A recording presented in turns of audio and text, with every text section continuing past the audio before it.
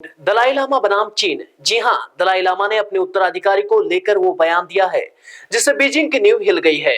दलाई लामा ने साफ कहा है कि मेरे बाद कौन दलाई लामा बनेगा ये बीजिंग नहीं, मैं और मेरे लोग तय करेंगे। आइए जानते हैं विस्तार से। गौरतलब है कि दलाई लामा ने चीन को सीधी चुनौती देते हुए कहा कि उनके नाम से संचालित सदियों पुरानी आध्यात्मिक संस्था उनके मृत्यु के बाद भी जारी रहेगी तथा उनके उत्तराधिकारी की पहचान करने का अधिकार केवल उनके करीबी लोगों को होगा, न कि बीजिंग को।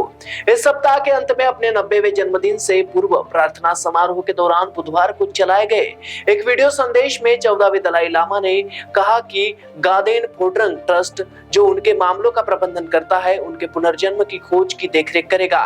पिछले 14 वर्षों में तिब्बती संसद, केंद्रीय तिब्बती प्रशासन, धार्मिक संस्थानों, गैर सरकारी संगठनों और विभिन्न देशों के बौद्ध अनुयायियों, विशेषकर तिब्बत के भीतर रहने वाले तिब्बतियों ने उनसे निवेदन किया कि दलाई लामा की संस्था को जारी रखा जाए।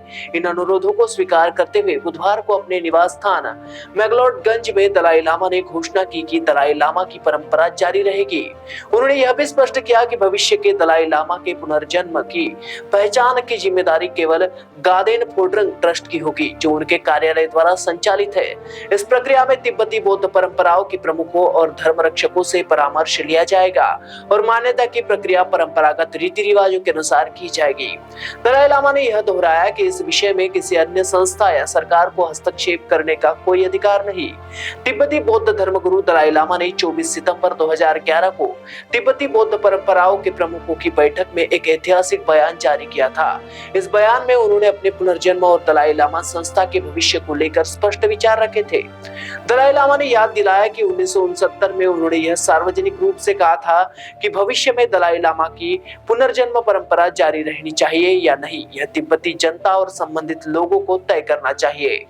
90 वर्ष की आयु में पुनर्मूल्यांकन की बात दलाई लामा ने कही है। दलाई लामा ने यह भी कहा कि जब वे लगभग 90 वर्ष के होंगे तब वे तिब्बती बौद्ध परंपराओं के वरिष्ठ लामाओं, जनता और अन्य बौद्ध समुदायों से सलाह करेंगे ताकि यह पूर्ण मूल्यांकन किया जा सके कि दलाई लामा की संस्था को जारी रखना चाहिए या नहीं। दलाई लामा ने यह भी स्पष्ट किया कि कोई भी राजनीतिक सत्ता, विशेष रूप से चीन सरकार, इस प्रक्रिया में हस्तक्षेप नहीं कर सकती। उन्होंने दो टूक शब्दों में कहा कि भविष्य के दलाई लामा को पहचानने का अधिकार पूरी तरह से तिब्बती गुरुओं का होगा।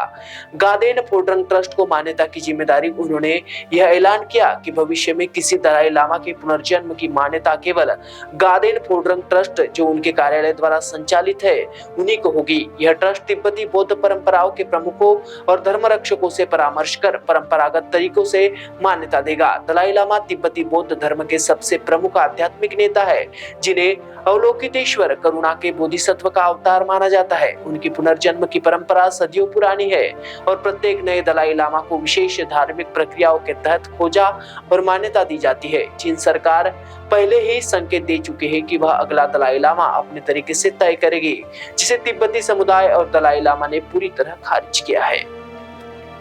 चीन दलाई लामा को अपने नियंत्रण और राष्ट्रीय एकता के लिए खतरा मानता है, जबकि दलाई लामा तिब्बत की सांस्कृतिक और धार्मिक स्वतंत्रता की वकालत करते हैं। यह विवाद ऐतिहासिक, राजनीतिक और सांस्कृतिक मतभेदों का मिश्रण है। इसलिए चीन और तिब्बत के आध्यात्मिक गुरु दलाई लामा के बीच लगातार विवाद कायम है, जिसके बाद यह देखना रोचक रहेगा कि दलाई लामा की इस घोषणा के बाद चीन का रुख क्या होता है।